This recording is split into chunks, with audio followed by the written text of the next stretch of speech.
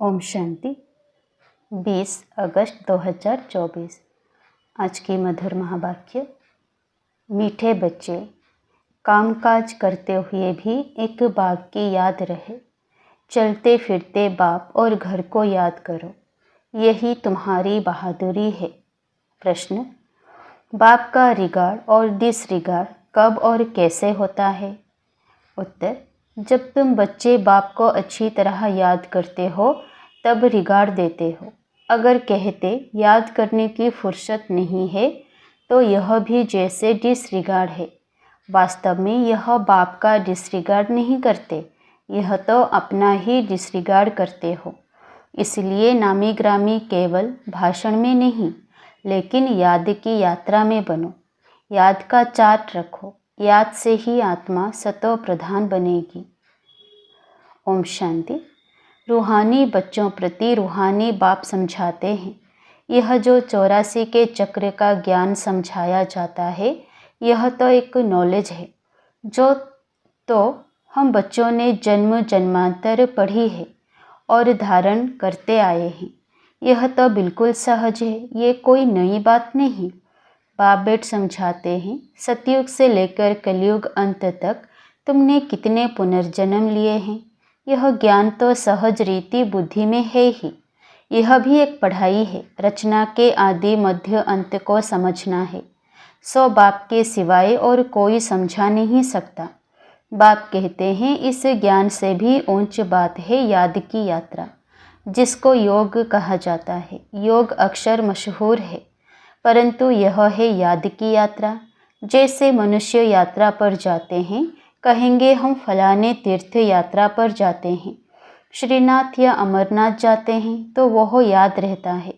अभी तुम जानते हो रूहानी बाप तो बड़ी लंबी यात्रा सिखलाते हैं कि मुझे याद करो। उन यात्राओं से तो फिर लौट आते हैं।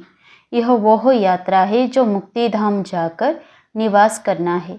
भल पाट में आना है परंतु इस पुरानी दुनिया में नहीं। इस पुरानी दुनिया से तुमको वैराग्य है। यह तो छी रावण राज्य है। तो मूल बात है याद की यात्रा। कई बच्चे यह भी समझते नहीं है कि कैसे याद करना है। कोई याद करते हैं व नहीं करते हैं, यह देखने में तो कोई चीज़ नहीं आती है। बाप कहते हैं अपने को आत्मा समझ मुझ बाप को याद करना है। देखने की तो चीज़ नहीं, ना मालूम पड़ सकता है। यह उस अवस्था में कहाँ तक याद की यात्रा में कायम रहते हैं, यह तो खुद ही जाने। युक्ति तो बहुतों को बताते हैं, कल्याणकारी बाप ने समझाया है अपने को आत्मा समझ शिव बाबा को याद करो। भल अपनी सर्विस भी करते रहो। जैसे मिसाल पहले पर बच्चे हैं, चक्कर लगाते रहते हैं, इनको याद में रहना तो बड़ा सहज है। सिवाय बाप की याद के और कुछ याद नहीं आना चाहिए। बाबा मिसाल दे बताते हैं उस याद की यात्रा में ही आए जाए। जैसे पादरी लोग जाते हैं, कितना साइलेंस में जाते हैं, तो तुम बच्चों को भी बड़ा प्रेम से बाप और घर को याद करना है। यह मंजिल बड़ी भारी है। भक्त लोग भी यही पुरुषार्थ करते रहते हैं परंतु उनको यह पता नहीं है कि हमको वापस जाना है। वह तो समझते हैं जब कलयुग पूरा होगा तब जाएंगे। उनको भी ऐसे सिखलाने वाला तो कोई है नहीं। तुम बच्चों को तो सिखलाया जाता है। जैसे पहरा देते हो तो एकांत में जितना बाप को याद करेंगे उतना अच्छा है। याद से पाप कटते हैं। जन्म जन्मांतर के पाप सिर पर है।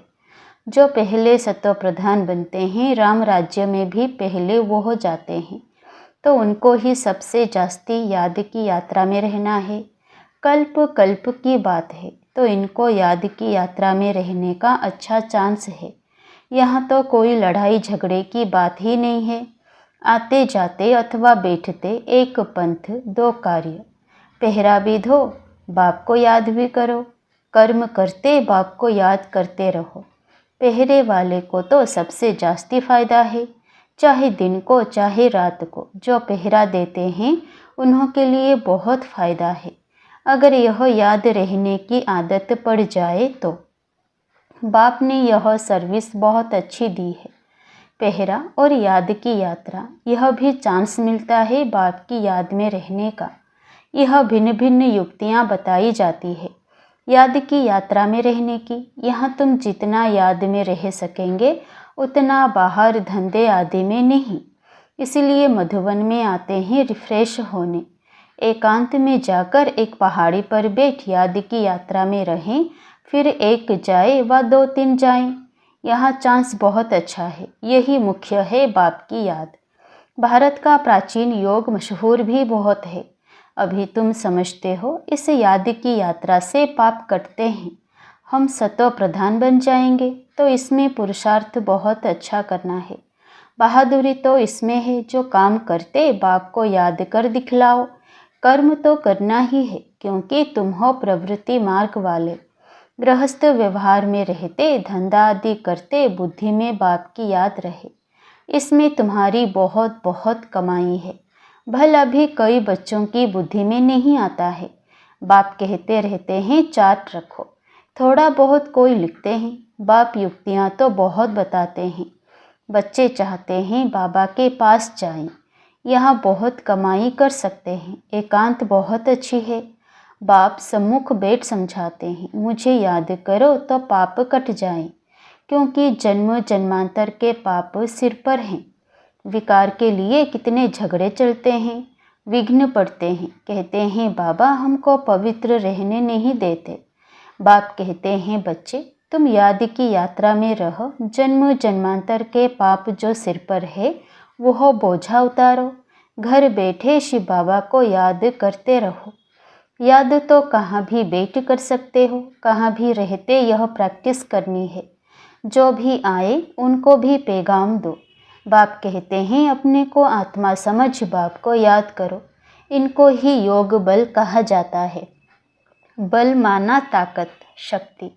बाप को सर्वशक्तिमान कहते हैं ना, तो वह शक्ति बाप से कैसे मिलेगी। बाप खुद कहते हैं मुझे याद करो। तुम नीचे उतरते उतरते तमो प्रधान बन गए हो, तो वह शक्ति बिल्कुल खत्म हो गई है, पाई की भी नहीं रही है। तुम्हारे में भी कोई है जो अच्छी रीति समझाते हैं, बाप को याद करते हैं, तो अपने से पूछना है हमारा चार्ट कैसा रहता है। बाप तो सब बच्चों को कहते हैं याद की यात्रा मुख्य है। याद से ही तुम्हारे पाप कटेंगे।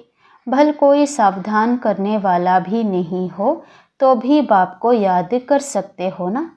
भल विलायत में अकेले रहो तो भी याद में रह सकते हो।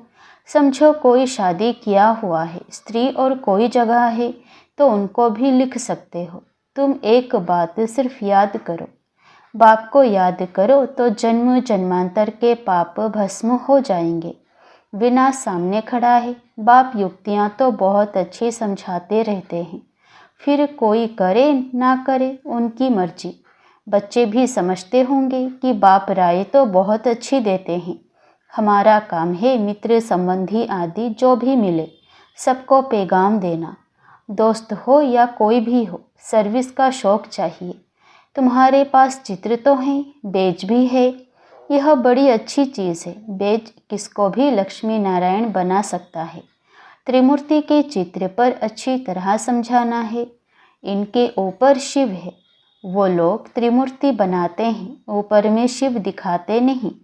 शिव को ना जानने कारण भारत का बड़ा डूबा हुआ है। अब शिव बाबा द्वारा ही भारत का बेड़ा पार होता है। पुकारते हैं पतित पावन, आकर हम पतितों को पावन बनाओ। फिर भी सर्वव्यापी कह देते हैं। कितनी पाई पैसे की भूल है। बाप बैठ समझाते हैं तुमको ऐसे ऐसे भाषण करना है। बाप भी डायरेक्शन देते रहते हैं। ऐसे म्यूज़ियम खोलो, सर्विस करो तो बहुत आएंगे। सर्कस भी बड़े बड़े शहरों में खोलते हैं ना। कितना उन्हों के पास सामान रहता है। गांव गांव से देखने के लिए लोग आते हैं। इसलिए बाबा कहते हैं तुम भी ऐसा खूबसूरत म्यूज़ियम बनाओ जो देखकर खुश हो जाएं, फिर औरों को जाकर सुनाएं। यह भी समझाते हैं जो कुछ सर्विस होती है कल्प पहले मिसल होती है, परंतु सतो प्रधान बनने का ओना बहुत रखना है, इसमें ही बच्चे गफलत करते हैं। माया विघ्न भी इस याद की यात्रा में ही डालती है। अपने दिल से पूछना है, इतना हमको शौक है, मेहनत करते हैं। ज्ञान तो कॉमन बात है, बाप बिगर 84 का चक्र कोई समझा ना सके। बाकी याद की यात्रा है मुख्य। पिछाड़ी में कोई भी याद ना आए सिवाय एक बाप के। डायरेक्शन तो बाप पूरे देते रहते हैं। मुख्य बात है याद करने की।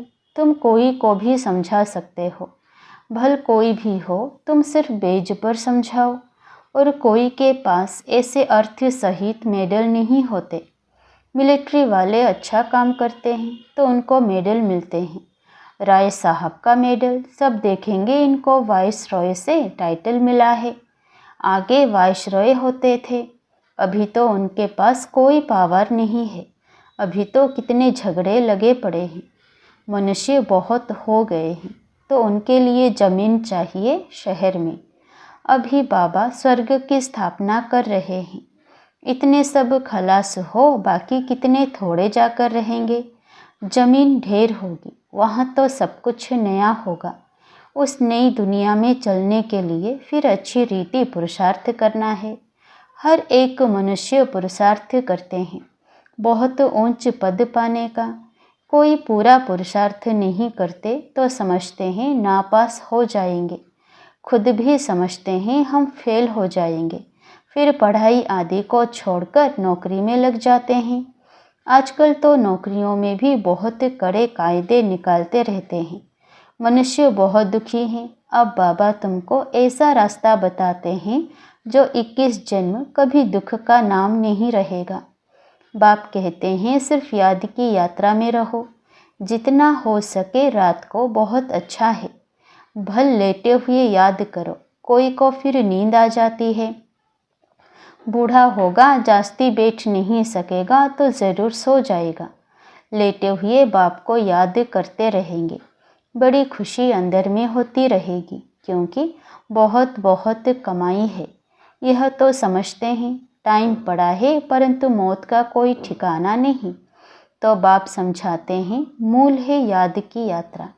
बाहर शहर में तो मुश्किल है, यहाँ आते हैं तो बड़ा अच्छा चांस मिलता है। कोई फिक्रात की बात नहीं, इसलिए यहाँ चार्ट बढ़ाते रहो। तुम्हारे कैरेक्टर्स भी इससे सुधरते जाएंगे। परंतु माया बड़ी दुस्तर है। घर में रहने वालों को इतना कदर नहीं रहता है जितना बाहर वालों को है। फिर भी इस समय गोपों की रिजल्ट अच्छी है। कई बच्चियां लिखती हैं शादी के लिए बहुत तंग करते हैं, क्या करें। जो मजबूत सेंसिबल बच्चियां होंगी वह कभी ऐसे लिखेंगी नहीं। लिखती हैं तो बाबा समझ जाते हैं रीढ़ बकरी है। यह तो अपने हाथ में है जीवन को बचाना। इस दुनिया में अनेक प्रकार के दुख हैं। अब बाबा तो सहज बताते हैं, तुम बच्चे तो महान भाग्यशाली हो जो आकर साहिबजादे बने हो। बाप कितना ऊंच बनाते हैं, फिर भी तुम बाप को गाली देते हो, सो भी कच्ची गाली। इतने तमो प्रधान बने हो जो बात मत पूछो। इससे जास्ती और क्या सहन करेंगे। कहते हैं ना, जास्ती तंग करेंगे तो ख़त्म कर देंगे। तो यह बाप बेट समझाते हैं। शास्त्रों में तो कहानियाँ लिख दी है। बाबा युक्ति तो बहुत सहज बताते हैं, कर्म करते हुए याद करो। इसमें बहुत बहुत फ़ायदा है। सवेरे आकर याद में बैठो, बहुत मज़ा आएगा। परंतु इतना शौक नहीं है। टीचर स्टूडेंट की चलन से समझ जाते हैं यह फेल हो जाएंगे। बाप भी समझते हैं यह फेल हो जाएंगे, सो भी कल्प कल्पांतर के लिए। भल भाषण में तो बहुत होशियार हैं, प्रदर्शनी भी समझा लेते हैं, परंतु याद है नहीं, इसमें फेल हो पड़ते हैं। यह भी जैसे डिसरिगार्ड करते हैं, अपना ही करते हैं। शिव बाबा का तो डिसरिगार्ड होता नहीं। ऐसे कोई कह ना सके कि हमको फुर्सत ही नहीं याद करने की। बाबा मानेंगे नहीं। स्नान पर भी याद कर सकते हो। भोजन करते समय बाप को याद करो, इसमें बहुत बहुत कमाई है। कई बच्चे सिर्फ भाषण में नामी ग्रामी है, योग है नहीं। वह अहंकार भी गिरा देता है। अच्छा, मीठे मीठे सिकिलधे बच्चों प्रति माता पिता बाप दादा का याद प्यार और गुड मॉर्निंग। रूहानी बाप की रूहानी बच्चों को नमस्ते। धारणा के लिए मुख्य सार। पहला, सर्वशक्तिमान बाप से शक्ति लेने के लिए याद का चार्ट बढ़ाना है।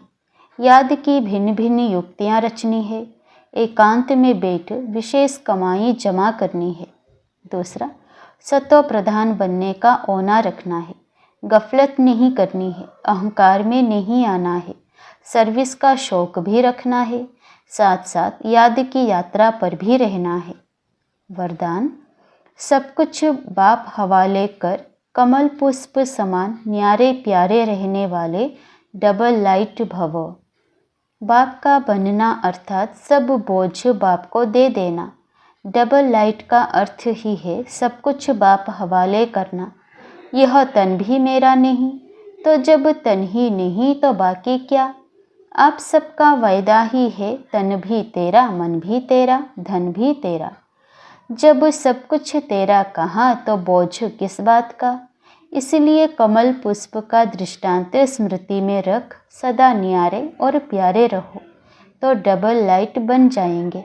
स्लोगन, रूहानियत से रोब को समाप्त कर स्वयं को शरीर की स्मृति से गलाने वाले ही सच्चे पांडव है।